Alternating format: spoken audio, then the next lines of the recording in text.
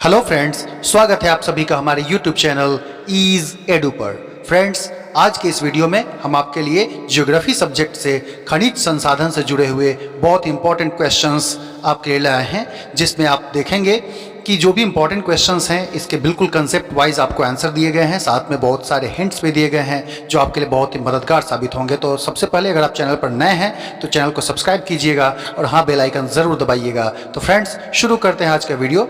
हमारा पहला सवाल है, निम्न में से कौन सा कथन सत्य है? ऑप्शन ए है सभी खनिज अयस्क होते हैं, बी सभी अयस्क खनिज होते हैं, ऑप्शन सी अयस्क और खनिज बिल्कुल अलग अलग होते हैं, या डी अयस्क और खनिज दोनों एक ही होते हैं। तो फ्रेंड्स, इसका राइट आंसर होगा ऑप्शन बी, सभी अयस्क खनिज होते हैं। जी हाँ दोस्तों, जितने भी पदार्थ खान से निकलते हैं वो सभी खनिज कहलाते हैं, और जो भी अयस्क होते हैं वैसे पदार्थ जिनसे बहुत ही लाभप्रद तरीके से धातु का निष्कर्षण हो जाता है। तो यानी कि खनिज तो वो सभी पदार्थ हो गए जो कि खान से निकलते हैं, लेकिन अयस्क हम सभी पदार्थों को नहीं कह सकते हैं, क्योंकि जिनसे धातु का निष्कर्षण होगा वही कहलाएंगे अयस्क। इसका अर्थ यह हुआ कि सभी अयस्क खान से ही निकले हैं, मतलब वो खनिज तो हैं ही, लेकिन सभी खनिज से धातु तो नहीं निकलेगा, इसीलिए सभी खनिज को हम अयस्क नहीं कह सकते हैं। इसीलिए हमारा राइट ऑप्शन आंसर बी, इसका जो ऑप्शन बी था कि सभी अयस्क खनिज होते हैं, यही इसका सही जवाब होगा। हमारा अगला सवाल है, खनिजों का विशाल भंडार क्या कहलाता है? जिसके ऑप्शंस हैं A load, B vein, C bed, या डी लेयर। तो फ्रेंड्स, इसका राइट आंसर होगा ऑप्शन ए। जी हाँ, लोड, खनिजों का जो विशाल भंडार होता है वो लोड कहलाता है। वेन और लोड ये दो तरह के भंडार होते हैं खनिजों के, जहां पर अल्प मात्रा में जमाव होता है खनिजों का। खनिज जो है चट्टानों की दरारें, जो भीतर के खाली स्थान हैं, या फिर ऐसे जगहों पर वो जमा हो जाते हैं पिघले हुए खनिज दरारों के रूप में। तो उस जगह पर जहां पर कम मात्रा में ऊर्ध्वाधर जमाव होता है उसको हम वेन कहते हैं, और जहां खनिजों का विशाल भंडार होता है तो विशाल भंडार को लोड कहा जाता है। अक्सर जो खनिज हैं वो आग्नेय और रूपांतरित चट्टानों में पिघले हुए पदार्थों के पास रहते हैं, तो वेन और लोड का फॉर्मेशन वहीं होता है। हालांकि बेड और लेयर भी बनते हैं, लेकिन जहां पर परतदार चट्टानें होती हैं, रवादार चट्टानें होती हैं, वहां पर बेड और लेयर का फॉर्मेशन होता है। हमारा अगला सवाल है, क्लोरीन, ब्रोमीन और आयोडीन को निम्न में से क्या कहा जाता है? जिसके ऑप्शंस हैं ए धातु, बी खनिज, सी हैलोजन, या डी मिनरल। इसका जो राइट ऑप्शन होगा वो होगा ऑप्शन सी, यानी कि हैलोजन। जी हाँ दोस्तों, क्लोरीन, ब्रोमीन और आयोडीन ये ऐसे पदार्थ होते हैं, हालांकि इसमें और भी जुड़ जाते हैं, फ्लोरीन है, उसके बाद एक्टिनाइन है, तो एस्टेटाइन है, तो ये सब जुड़ करके हैलोजन का निर्माण करते हैं। तो हैलोजन शब्द जो बना है, दरअसल हैलो का मतलब होता है समुद्री लवण, और जन का मतलब होता है उत्पादक, यानी जो समुद्री लवण का उत्पादन करते हैं वैसे पदार्थों को हम हैलोजन कहते हैं। तो समुद्री लवण, समुद्र में जो भी लवण होते हैं अधिकांशतः क्लोरीन, ब्रोमीन और आयोडीन के होते हैं, इसलिए इनको हम हैलोजन के नाम से जानते हैं। हमारा अगला सवाल है, खनिजों की दृष्टि से भारत का सबसे धनी क्षेत्र कौन सा है?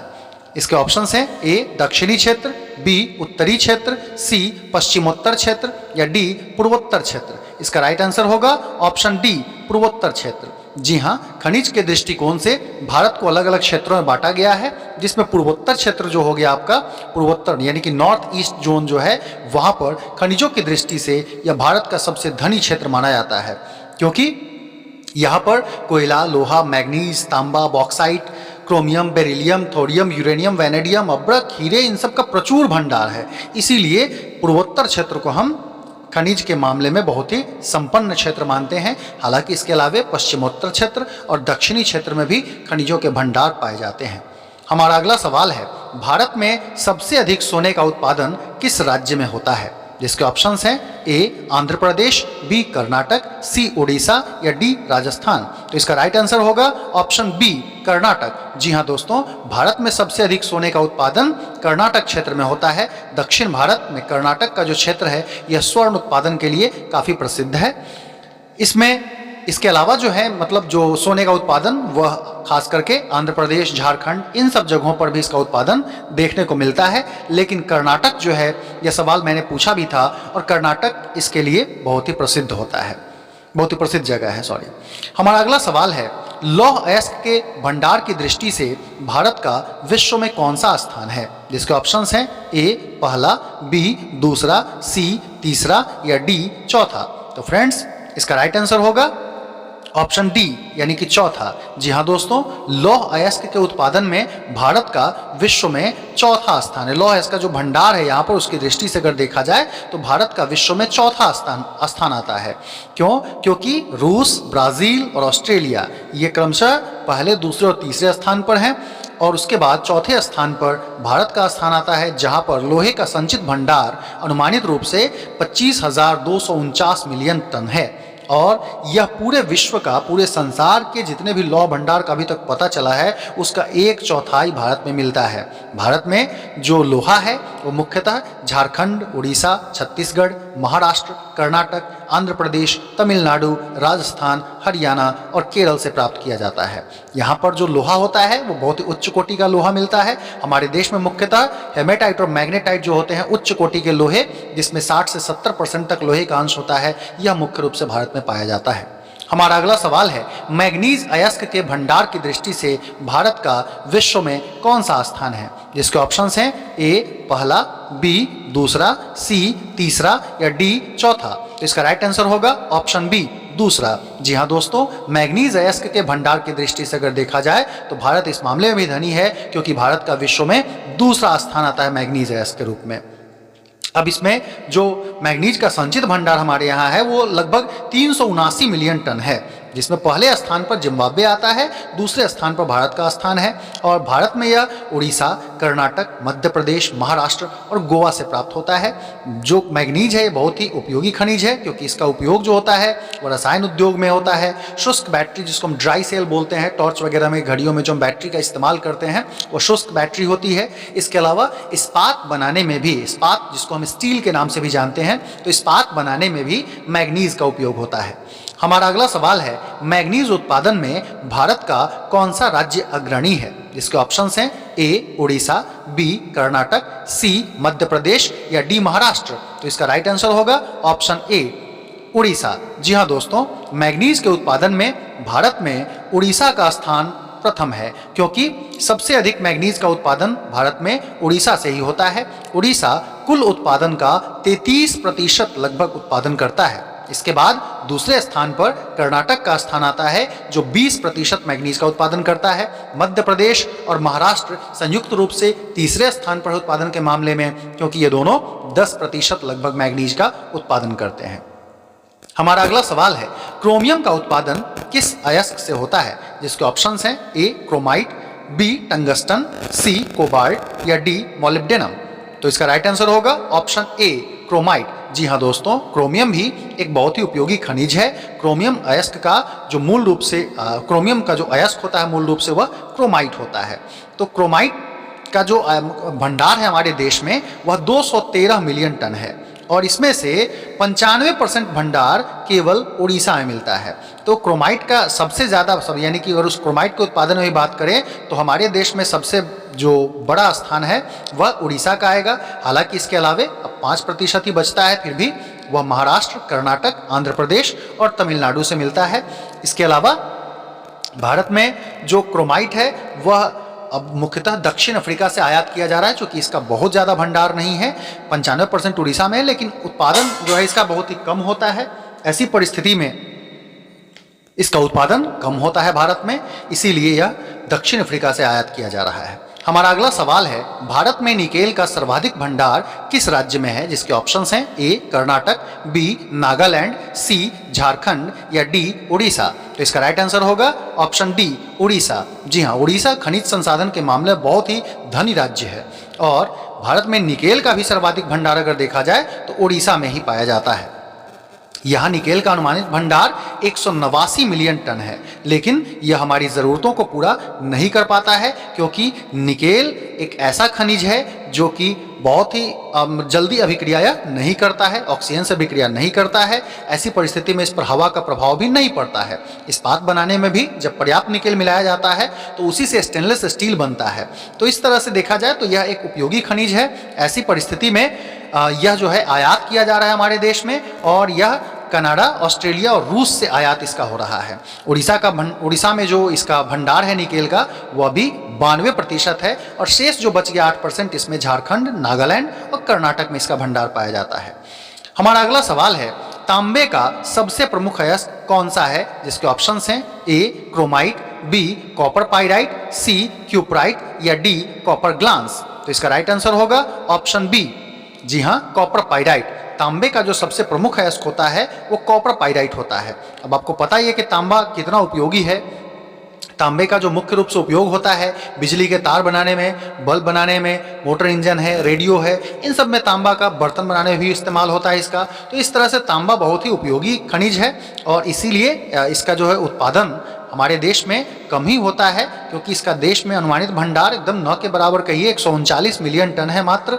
तो ऐसी परिस्थिति में यह तांबा जो है हमारे देश में उत्पादन कम हो रहा है, यह भी दूसरे देशों से ही आयात किया जा रहा है। फिर भी प्राप्ति स्थान इसका अगर देखा जाए तो झारखंड है, राजस्थान है, मध्य प्रदेश, आंध्र प्रदेश और कर्नाटक, इन सब जगहों पर तांबे का उत्पादन होता है।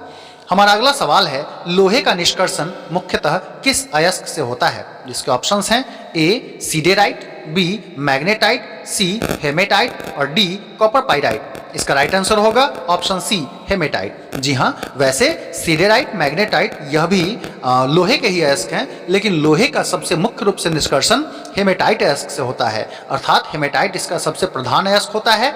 लेकिन भारत लोहे का निर्यातक है, चूंकि भारत में लोहा प्रचुर मात्रा में पाया जाता है और लोहे का निर्यात जो है वह Bharat Romania, Yugoslavia, Czechoslovakia, Italy और नीदरलैंड को निर्यात करता है। हालांकि लोहा आप जानते ही हैं कि कितना उपयोगी है, जितने भी मशीन के पार्ट पुर्जे या मशीन बनते हैं उनमें अधिकांशतः लोहे का उपयोग होता है और लोहे के मामले में भारत का पोजीशन बहुत ही अच्छा है, क्योंकि यह कई देशों को लोहा निर्यात करता है। लगभग 50% लोहा यहाँ से हमारे देश से निर्यात कर दिया जाता है, जो भी कुल उत्पादन होता है। हमारा अगला सवाल है एल्यूमिनियम का सबसे प्रमुख अयस्क कौन सा है, जिसके ऑप्शंस हैं ए बॉक्साइट, बी सोडियम एल्यूमिनेट, सी क्रायोलाइट या डी कोरंडम। इसका राइट आंसर होगा ऑप्शन ए बॉक्साइट। जी हाँ, एल्यूमिनियम के और भी अयस्क हैं, जैसे कि आपका क्रायोलाइट भी एल्यूमिनियम का ही अयस्क होता है, कोरंडम भी एल्यूमिनियम का ही अयस्क है, लेकिन इसका मुख्य रूप से जो निष्कर्षण होता है वह आपको बॉक्साइट अयस्क से होता है। तो भारत में इसका जो लगभग भंडार है 3290 मिलियन टन है। एल्यूमिनियम भी बहुत ही उपयोगी खनिज है, बर्तन बनाने में तो इसका इस्तेमाल होता ही है, लेकिन साथ साथ वायुयान के चदरे या फिर विद्युत उपकरण जो भी बनते हैं, कई सारे उपकरणों में आपको एल्यूमिनियम का उपयोग होता है। तो इसी तरह से इसका जो मुख्य अयस्क है बॉक्साइट से एल्यूमिनियम निकाला जाता है। अतः अयस्क हम पहले ही बताए कि जिससे कि कम खर्चे पर धातु का निष्कर्षण हो जाता है।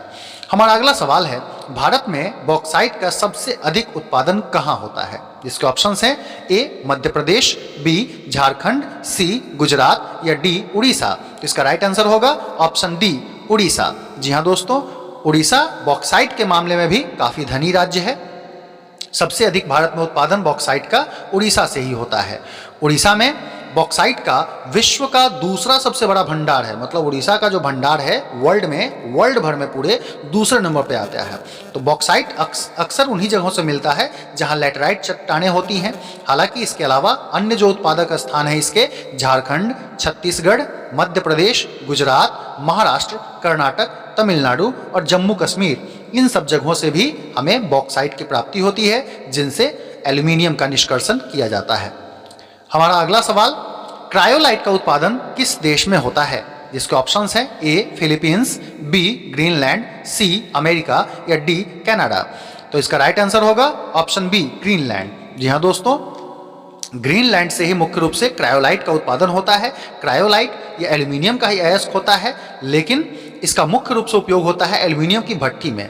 एल्यूमिनियम की भट्टी में जब क्रायोलाइट शुरू में डाल दिया जाता है तो फिर कभी इसको डालने की आवश्यकता नहीं होती है, और क्रायोलाइट डालने से असर क्या पड़ता है कि बहुत कम गर्म करने पर ही बॉक्साइट से एल्यूमिनियम निकल जाता है। इसी कारण से जब क्रायोलाइट की खोज हुई थी तब जाकर के यह एल्यूमिनियम का निष्कर्षण सस्ता हो पाया था। लेकिन क्रायोलाइट का जो उपलब्धता है, क्रायोलाइट जो मुख्य रूप से पाया जाता है केवल ग्रीनलैंड में ही पाया जाता है। तो ग्रीनलैंड ही इसका एकमात्र उत्पादक है।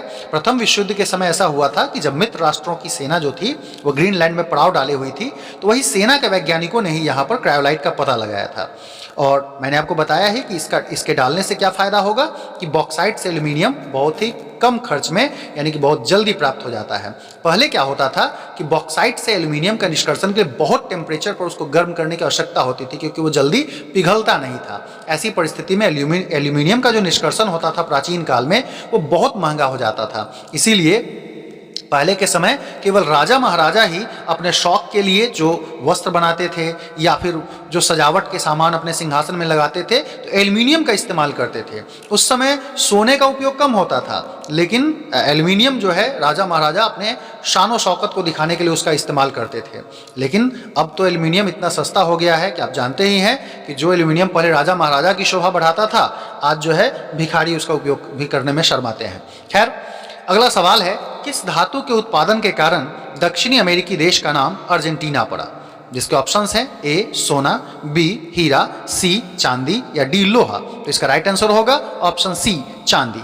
जी हाँ दोस्तों, चांदी का उत्पादन अर्जेंटीना में बहुत ज़्यादा होता है और इसी कारण से अर्जेंटीना का नाम जो अर्जेंटीना पड़ा हुआ है यह भी चांदी के कारण ही हुआ है, क्योंकि चांदी को तो हम इंग्लिश में सिल्वर के नाम से जानते हैं, लेकिन लैटिन नाम जो चांदी का होता है वो आर्जेंटम होता है। आर्जेंटम, इसी का संकेत केमिस्ट्री में एजी के संकेत से इसको सूचित किया जाता है, एजी से। तो आर्जेंटम के उत्पादन के कारण ही उसका नाम अर्जेंटीना पड़ा था, क्योंकि उसको पहले चांदी का देश ही कहा जाता था। हालांकि वर्तमान में पेरू जो इसका पड़ोसी देश ही है अर्जेंटीना का, अब वो इसके उत्पादन में आगे हो गया हुआ, क्योंकि पेरू में अब सबसे ज़्यादा उत्पादन हो रहा है। हालांकि अन्य उत्पादक देशों में रूस, कनाडा, ऑस्ट्रेलिया और अमेरिका का भी स्थान आता है। हमारा अगला सवाल है, जिप्सम को गर्म करने पर किस पदार्थ का निर्माण होता है? जिसके ऑप्शंस हैं A plaster of Paris, B quartz, C सीसा या डी जस्ता। तो इसका राइट आंसर होगा ऑप्शन ए, यानी कि प्लास्टर ऑफ पेरिस। जी हाँ दोस्तों, जिप्सम भी एक खनिज है जिसका इस्तेमाल प्लास्टर ऑफ पेरिस बनाने में किया जाता है। जिप्सम को जब 120 डिग्री सेल्सियस पर गर्म करते हैं तो उससे प्लास्टर ऑफ पेरिस बनता है। जिप्सम दरअसल जो होता है जिप्सम मूलतः उसमें मूल रूप से कैल्शियम सल्फेट पाया जाता है और इसका जो मूल उत्पाद हो गया वो प्लास्टर ऑफ पेरिस। अब प्लास्टर ऑफ पेरिस, जिसको हम नॉर्मली प्लास्टर के नाम से भी जानते हैं, हड्डियों के टूटने पर प्लास्टर ऑफ पेरिस से ही पट्टी की जाती है, बांधी जाती है। इसके अलावा मूर्तियों को बनाने में या फिर प्रयोगशाला में छिद्रों को बंद करने में, दीवारों के ऊपर पुट्टी करने में भी इसका इस्तेमाल किया जाता है। इस तरह से जिप्सम भी एक उपयोगी खनिज है।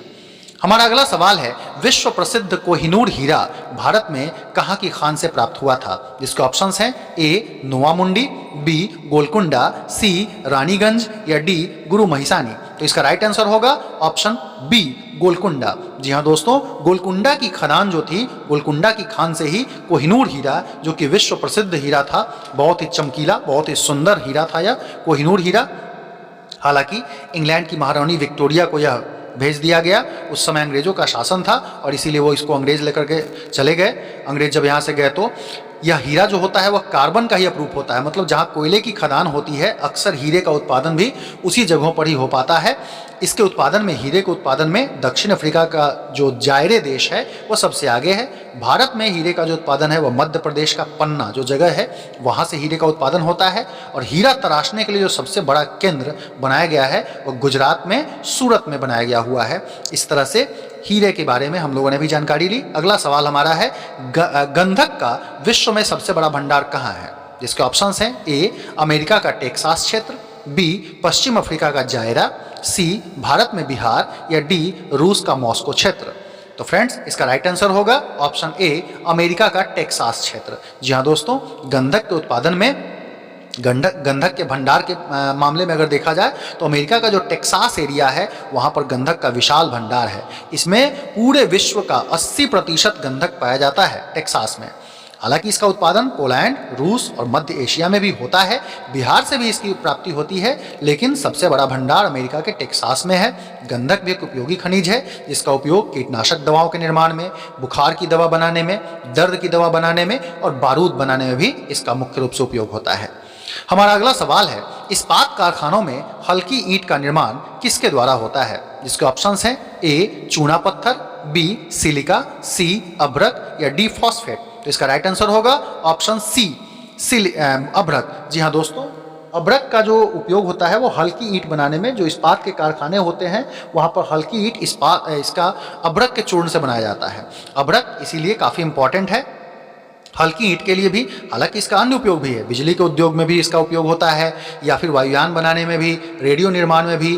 तो इस तरह से हल्की ईंट के साथ साथ अन्य उपयोग भी हैं इसके। यह सफ़ेद, काला और भूरा 3 प्रकार के होते हैं। सफ़ेद अभ्रक को हम मॉस्कोवाइट के नाम से जानते हैं, काले अभ्रक को हम बायोटाइट के नाम से जानते हैं, और भूरे अभ्रक, भूरा या उसको हरा अभ्रक भी कहा जाता है, जिसको फ्लोगोपाइट के नाम से भी जाना जाता है। जो सफ़ेद अभ्रक है ये व्यापारिक दृष्टि से सबसे अधिक महत्वपूर्ण होता है, क्योंकि सबसे ज़्यादा यही मार्केट में बिकता है, यानी इंटरनेशनल मार्केट में। हमारा अगला सवाल है, किस खनिज को बंगाल रूबी के नाम से जाना जाता है? जिसके ऑप्शंस हैं ए माणिक्य, बी सीसा, सी गंधक या डी अभ्रक। तो इसका राइट आंसर होगा ऑप्शन डी अभ्रक। जी हाँ दोस्तों, झारखंड से जो अभ्रक प्राप्त होता है वह सबसे उच्च कोटि का अभ्रक है। तो यह हल्का सा, मतलब इसका रंग जो है वह गुलाबी परत है, लेकिन फिर भी उसके बावजूद इसको, झारखंड के अभ्रक को बंगाल रूबी के नाम से जाना जाता है, क्योंकि यह सर्वोत्तम कोटि का अभ्रक हमारे यहाँ है और इसकी अंतर्राष्ट्रीय बाजार में भी काफ़ी मांग है। गुलाबी परत के होने के कारण ही इसका नाम बंगाल रूबी रखा गया था, बंगाल रूबी के नाम से मशहूर है। हमारा अगला सवाल है, चूना पत्थर का उपयोग निम्न में से किस कार्य में नहीं होता है? जिसके ऑप्शंस हैं ए सीमेंट उद्योग में, बी लौह अयस्क गलाने में, सी मिट्टी की अम्लीयता को दूर करने में, या डी बिजली उद्योग में। तो फ्रेंड्स, इसका राइट आंसर होगा ऑप्शन डी बिजली उद्योग में। जी हाँ दोस्तों, चूना पत्थर, ऊपर के जो 3 ऑप्शंस आप देख रहे हैं, सीमेंट उद्योग या फिर लौह अयस्क को गलाने में या फिर मिट्टी की अम्लीयता को दूर करने में चूना का उपयोग होता है, लेकिन बिजली उद्योग में चूने का कोई काम नहीं है।